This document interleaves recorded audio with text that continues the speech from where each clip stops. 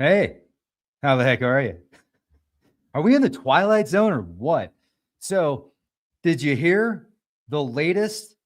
Now, this is, as of right now, unconfirmed. However, I'm going to show you this alleged letter that is making its rounds, and supposedly it's from the post office. I haven't been able to confirm this yet. So, I make that very clear up front that I haven't been able to confirm this. I did send this to a friend of mine that's worked at the post office now for years. And I said, hey, did you get this letter by any chance? And he responds back, no. Trippy. I go, yeah, it's trippy, right? He goes, yeah, we haven't got anything like that since back in 2020.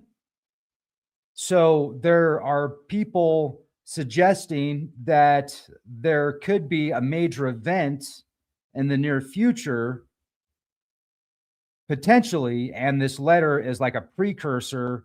We don't know. So I'm going to show you the letter here real quick. And Greenland, yeah, Greenland could very soon be under the United States umbrella. We're going to talk about that. I mean, the news is getting wild. The Danish intel reports previously about the U.S. being a security problem.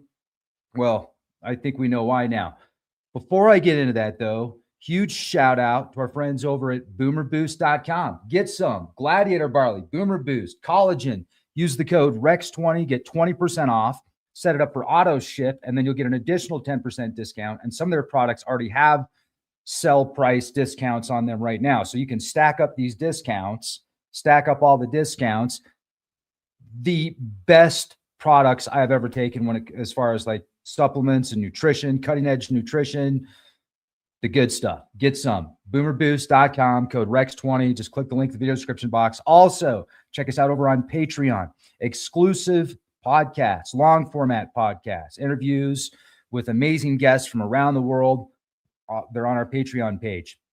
And if you're looking for something to block EMF radiation, check out tinfoilcap.co. So for the best EMF protection from head to toe, tinfoilcap.co. 4G, 5G, lower frequencies, higher frequencies. We've tested the products, great products.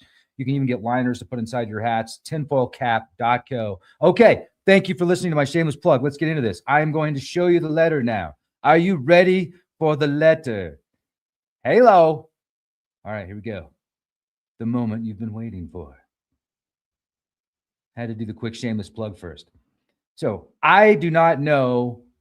Once again, I do not know if this letter is legit because I haven't received any response from the post office saying that they sent this out.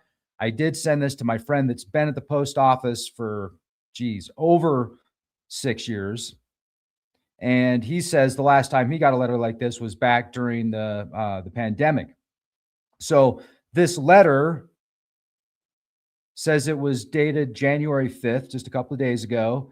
Now you can see the name down here that is signed. Whether or not it's real, once again, I don't know, but it says it's from Doug Tolino. So I looked up Doug, and he is the acting postmaster general. Actually, he's not the postmaster general now, I don't think. I think that here's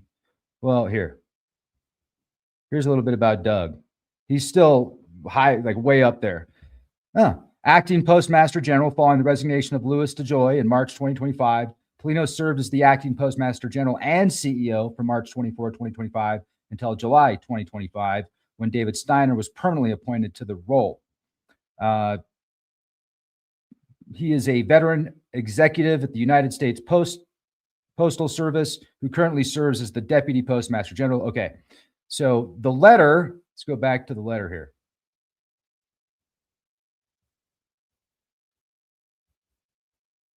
The alleged letter. Make that very clear. It's allegedly. Let's read it. Subject: Postal Service employees continue to provide essential services. During large-scale emergencies, epidemics, hurricanes, civil unrest, etc., states and localities may issue curfew orders or other directives restricting travel and other commercial and personal activities. Many of these orders will explicitly exempt providers of essential services, but some do not. Even if a state or local action does not contain such an exemption, the Postal Service's operations are governed by federal law. Therefore, we continue to fulfill our public service mission by accepting and delivering mail and packages in accordance with federal law. Although postal employees are essential workers that may be exempt from state and local directives, any decision by the Postal Service to continue operations during an emergency must ensure operations can be conducted in a manner that protects the safety of our employees and the public. The Postal Service will continue working closely with federal, state, and local authorities to ensure that we are safely carrying out our mission during emergencies. Look at this. Employees and contractors should carry the essential services letter with them as they perform duties for the Postal Service and travel to and from work. Because state and local government restrictions do not apply to prevent Postal Service employees from reporting to and performing their work, all employees and contractors must be provided with a copy of the essential service letter attached to this memorandum in an effort to assist employees who may be stopped and questioned by local law enforcement about their activities as a result of a state or local legal directive restricting commercial or personal activities. The Postal Service is providing employees with this letter explaining the essential nature of Postal Service employees and contractors. This letter, in addition to the employees or contractors' postal identification badge, should resolve any questions raised by state or local law enforcement officials. It is critical that all employees and contractors carry their postal ID badge with them at all times. If encountered or stopped by state or local law enforcement officials enforcing travel restrictions, the postal employee or contractor should identify themselves as a Postal Service employee, show the official their postal issued ID badge, and provide a copy of this letter or of the letter with this information to the official. The state or local officials should allow employees and contractors to continue their travel or work. However, if the employees and contractors run into any issues, they should contact their supervisor or manager. Questions regarding this process should be elevated to your area or headquarters law office. Whoa. Hello. What do they know that we don't know? What's going on there? That's interesting. Very, very interesting. Now, it could be nothing. It could be a hoax letter. So as of right now, not verified. If we can verify this, though, interesting timing, especially after the capture of Maduro and the situation that's going on in Minnesota and with the conflict with ICE agents and the local state level governments and the federal government. I mean, do you remember a time in history, in modern history in the U.S., when governors have basically said that the government's at war with the people? Like, that's not an exact quote, but we'll get to that in a minute. I mean, what we're seeing right now, it seems like a lot of people were expecting this to happen, but just a little bit differently and a little bit different mindset. And we can talk about that in a future podcast because I think it's really important, but we've got some very interesting news to look at today. So very, very interesting letter. And this is one of the forecasts we made for Greenland, that it will become under U.S. military control by the end of this year. It's a forecast. It's not an absolute. But Trump says we're going to do something on Greenland, whether they like it or not. President Donald Trump said his administration will take action on Greenland, whether they like it or not.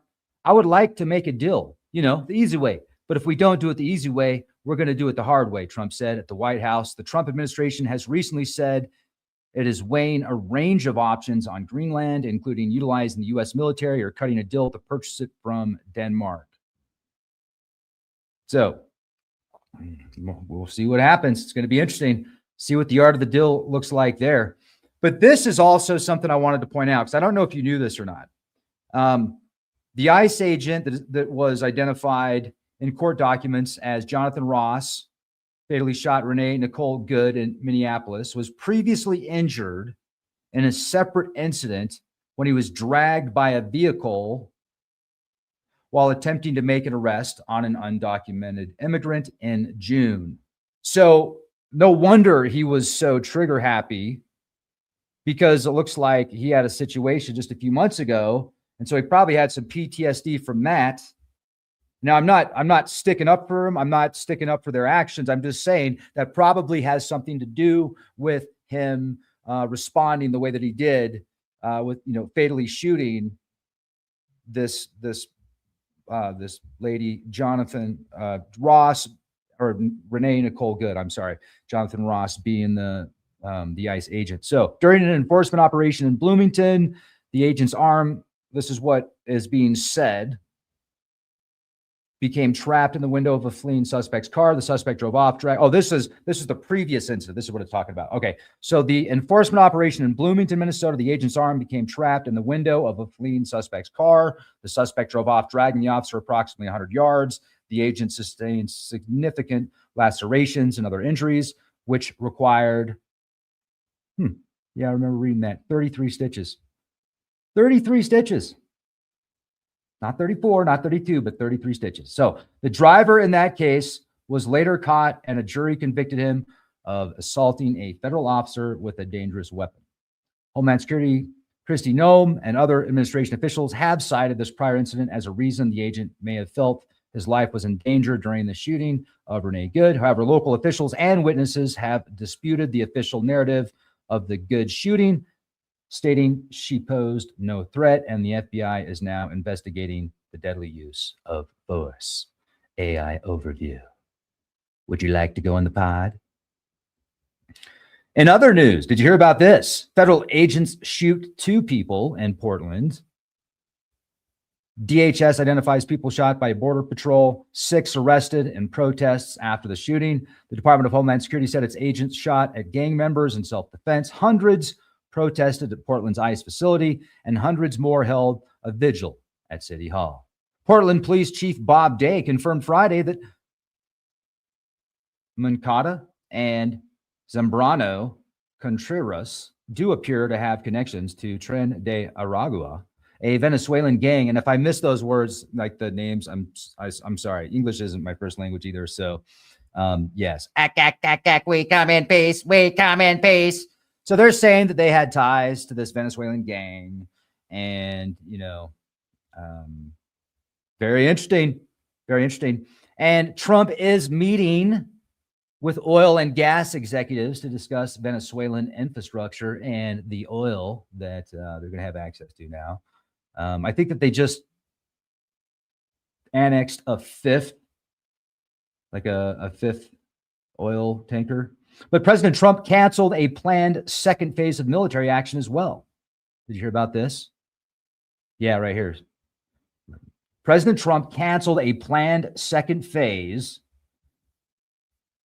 of military action against Venezuela after the Maduro government reportedly engaged in limited cooperation, including prisoner releases and preliminary discussions on oil infrastructure. While military escalation was paused, the U.S. maintained pressure through sanctions and maritime enforcement. Trump simultaneously convened oil executives at the White House, signaling a strategic pivot towards energy leverage rather than direct military confrontation.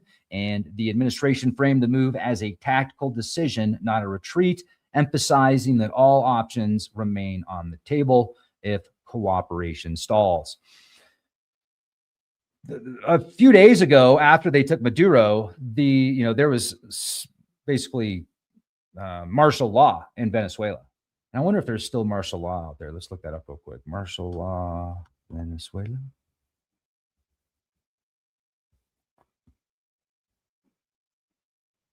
Oh, back in the day, Maduro had a crackdown on it, 2015. But is there anything going on right now? Yeah, interesting. Yeah, this was the 5th. U.S. seizes 5th oil tanker. The 5th oil tanker as Venezuela pressure campaign continues. CBS News, New York Times, Wall Street Journal. And that's going to be like the norm, the new norm. Now, remember the Oreshnik hypersonic missile that Putin launched last year, and he called President Trump before he did it. He's like, oh, by the way, I'm going to launch one of these Oreshniks, but don't worry. I don't have my most powerful nuclear weapons on it. Just, some low grade, not low grade, but low yield, tactical, maybe a little uranium in there, a little plutonium, yeah, fire. And they're, anyway, sorry, I just started thinking about Beavis and Butthead. I don't know why. Maybe I shouldn't have done that, but what do you do? What's the best way to deal with this kind of stuff? Like, they're launching these weapons of mass destruction at each other, and the welcome to the new world, folks. The new world order, where they love you so much. Well, they just launched another one. Russia fires a Oreshnik hypersonic missile with attacks on Ukraine, CBC. And they call it nuclear capable missile, but they don't specifically state if it was nuclear payload. Let's see. It's an experimental hypersonic ballistic missile capable of reaching speeds of Mach 10, they say. The missile reportedly struck Western Ukraine, specifically targeting critical infrastructure, roughly 40 miles from the Polish border. The Oreshnik was part of a broader attack involving approximately 278 missiles and drones. At least 4 people were killed in Kyiv, and roughly 1 million people were left without power or heating across various regions. It's pretty cold out there right now, isn't it? And this is what they give you the fuzzy math here. While nuclear capable, initial assessments suggest the missile used in the strike likely carried inert dummy warheads rather than explosives, similar to its first use in November 2024. Dummy warheads. What's a dummy warhead? Well, it makes people really stupid. It lowers their IQ by about 40 points. And then they all gather together and they all think that, well, I can't tell you what else. It's classified. That's classified. Classified information. We will bomb you with nuclear capable but dummy warheads. It turns all your smart devices into... I can't say that word on here. Okay. Now, Russian justification. Let's read the strategic context according to AI. It's funny because yesterday I was going through the news and I'm reading the different news pieces. And one of the news articles that I read started talking about how this AI godfather says that artificial intelligence will take over the world, but not as soon as he thought. So we've got more time. And then I'm like, oh, wonderful. And then right below that, it says, this article may be wrong because it's brought to you in part by artificial intelligence. It's like, even the artificial intelligence articles, they use artificial intelligence to write about the artificial intelligence. They were doing this stuff way before the artificial intelligence even became a thing in the public. It's not even really artificial intelligence. It's more like regurgitating intel. How would you like me to package that? It's really great. It does a great job for what it does, but is it really thinking for itself? Is it really conscious?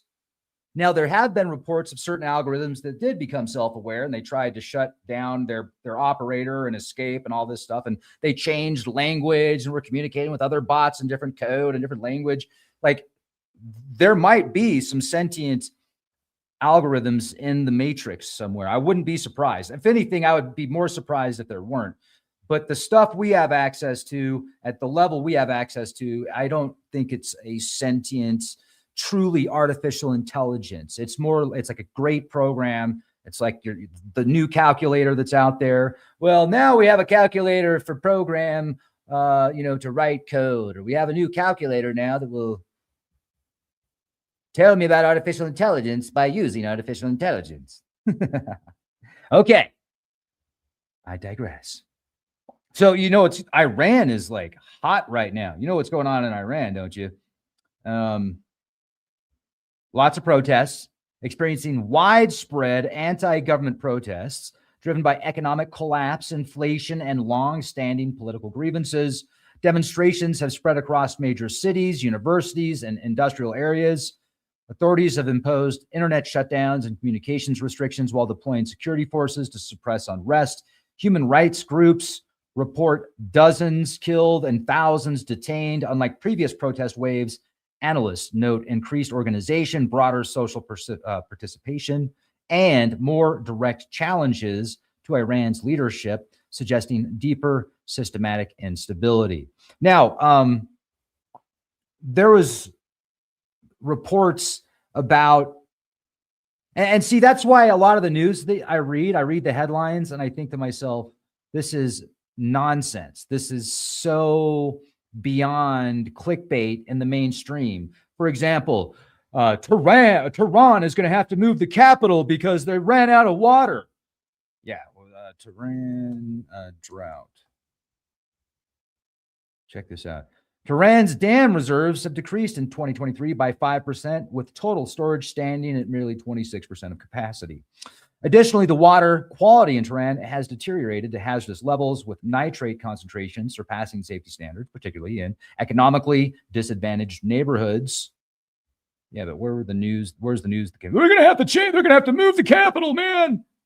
They're going to have to move it to Antarctica because that's going to be the only safe place in the near future, because all the coasts are going to be underwater from a Greenland. What are we going to say? It's a doomsday glacier. Yes, that's it. It's a doomsday glacier that's going to melt. And then we can't talk like that anymore because we have data centers that require more energy than people do. We forget about that. No, you'll be fine. You'll be fine. 3 weeks ago, opinion. How did a city of 10 million people nearly run out of water? After the drought came the floods. Oh, man. Okay, now, you probably didn't even know about this. Did you know that Sudan has been at war for over 1,000 days? Or today would be the 1,000th day of war. I mean, I didn't know that.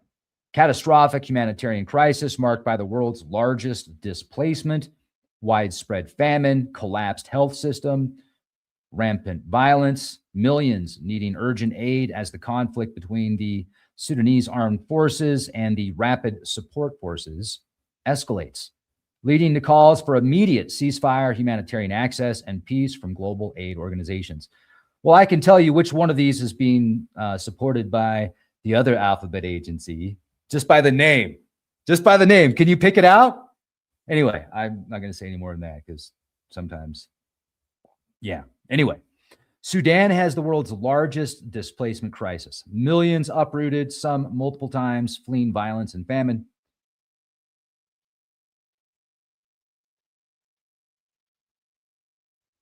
Organizations like the WHO and the UN are struggling to meet massive needs for food, water, health, and shelter. Well, it's because we have to pay for the data centers. Why do you think? Duh. We got data centers to pay for, man. We got to build up this artificial intelligence bubble some more. We got to feed that, man. We got to fuel that. That's where the money is. The AI bubble. It's going to be Starlink and Skynet. It's going to take over the world, man. Everybody's going to be able to live in their pod, and they're going to get free money. Free money, and they're not going to have to work because artificial intelligence is going to do everything for them. Yes, and I'm going to be the one to sell all the robots. You silly fools. But anyway, this is another forecast that we made. So we made 66 forecasts for 2026. You should check it out if you haven't watched it yet. 66 forecasts for 2026. Some of them have already happened. This is one of them. McDonald's responds after no ICE sign seen at its business, or at a business, a McDonald's branch in Minneapolis. Let's take a look at this real quick. Newsweek, 12 hours ago. Well, they came in for a Big Mac, and we said, no, you can't have a Big Mac. We're not going to serve you. McDonald's has responded after a sign reading, no ICE access in this building. Get your Big Mac somewhere else. Was seen outside a branch in Minneapolis following the fatal shooting of Renee Nicole Good. In a statement sent to Newsweek, McDonald's said, we're in touch with the owner-operator of this franchised restaurant and have confirmed that this flyer was posted without approval and has since been taken down. Good. 37 was shot and killed by an Immigrations and Customs Enforcement ICE officer, later identified as Jonathan Ross, during a traffic stop in Minneapolis on Wednesday. A traffic stop? I love the way they were. It was just a traffic stop. Yeah, nothing else was going on. It was just a traffic stop.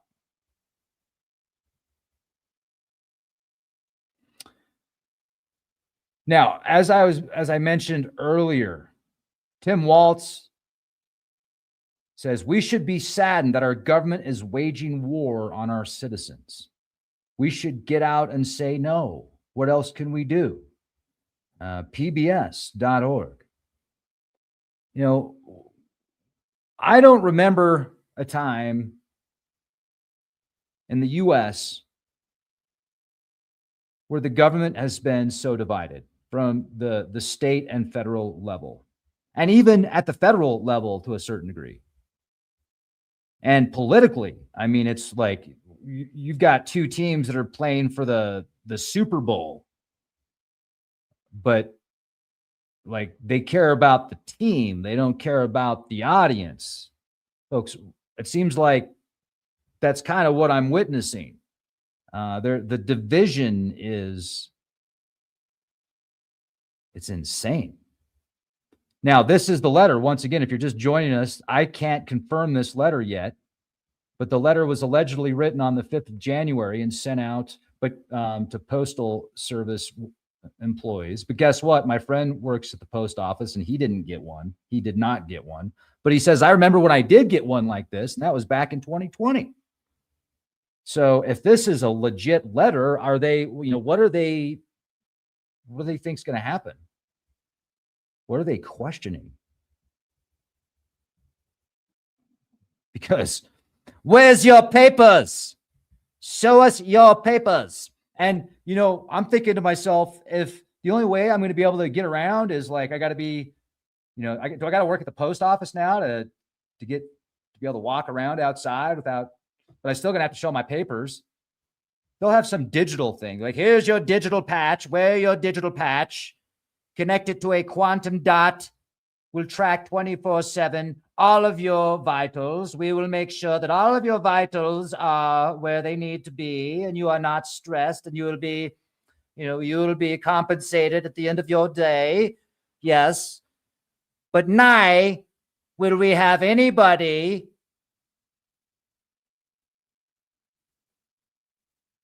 not deliver the mail? You must deliver the mail. That's what we are. We are Postal Service workers here. I don't know, man. Oh, it's such a trip. Like, is this legit? Is this letter legit?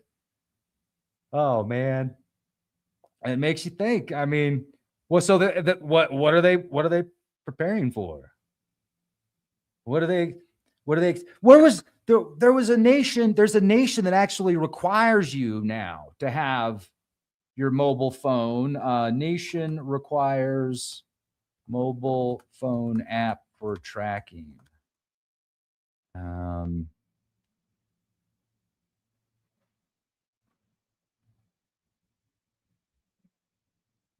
Yeah, listen to this. Listen to this. Hello, big brother. Sometimes I feel like somebody's watching me. Yeah, sorry, my voice is I do not have a singing voice. But India orders a tracking app to be installed in all smartphones. The government said the rules were needed to prevent theft and other crime. Its opponents and privacy activists regard the app as a tool of mass surveillance. Well, yeah. The New York Times.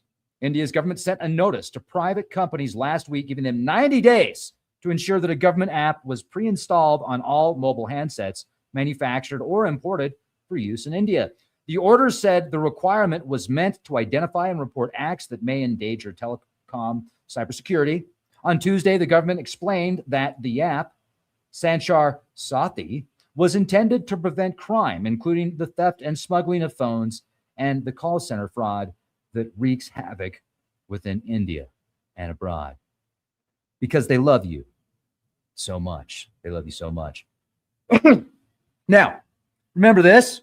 Shared this with you a while ago. Denmark's military intelligence agency identified the U.S. as a potential security concern in its December 2025 Intelligence Outlook report, noting Washington's use of economic power, threats against allies, and increased focus on the Arctic, especially Greenland, creating uncertainty about U.S. reliability as a security partner, particularly under the Trump administration's America First policy. Well, Greenland.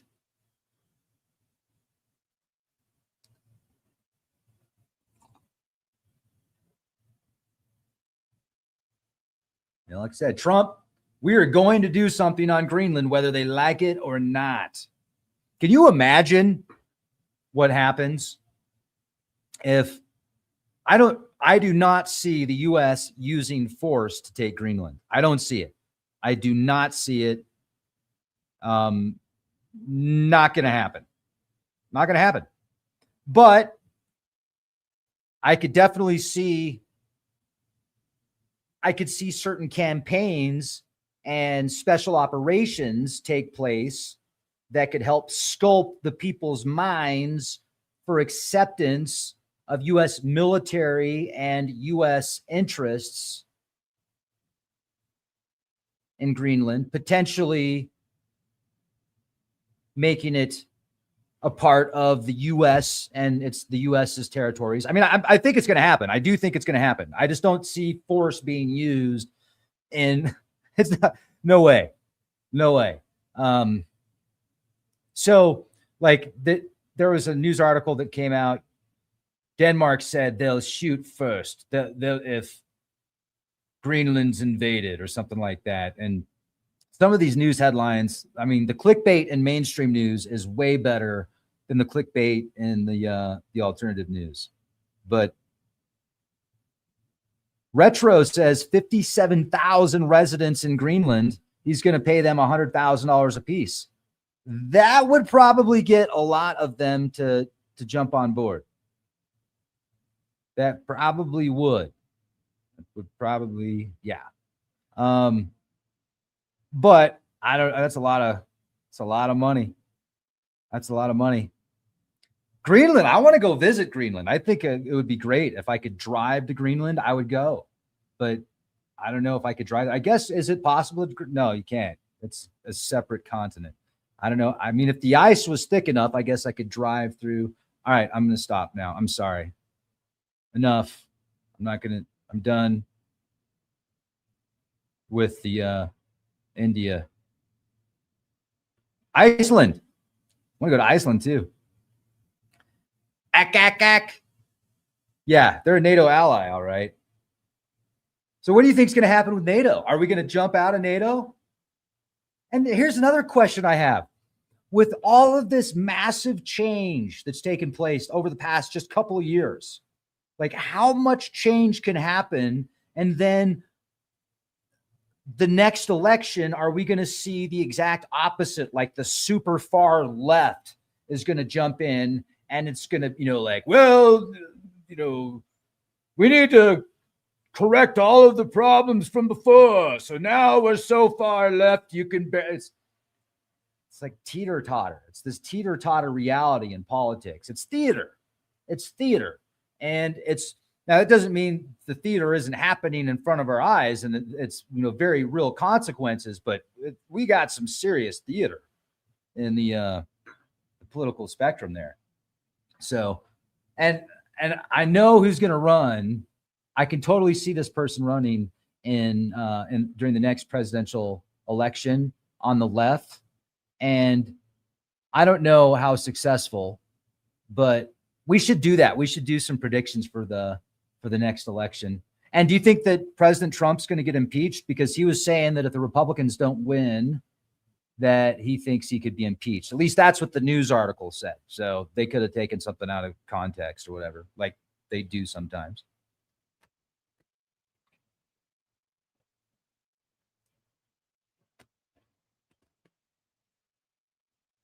Yeah, Shondell says the woman leader emerges. They've been saying that for so long, though, in the U.S. And, Hillary Clinton was supposed to be the president, right? Like that was the what a lot of people were expecting. Didn't happen. I don't know. Maybe. I mean, I think it might not be a bad idea to have might be a good idea to have an awesome woman president. Like, cool, that's awesome.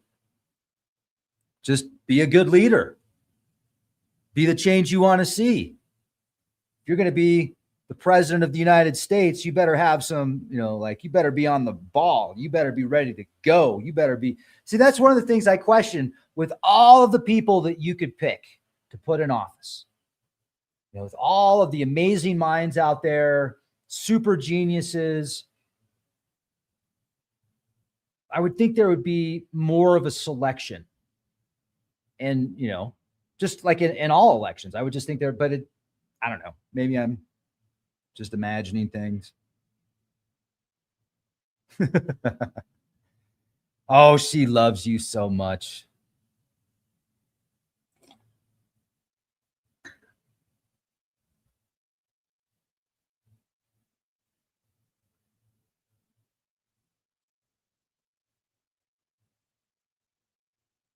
Yeah, I'm all for a woman president. Absolutely. Like I said, whoever, just be the change the world wants to see, not just what you want to see, because in that situation, there's a lot more people involved. But on that note, thank you for watching. I appreciate you all very much. I hope you have a beautiful evening.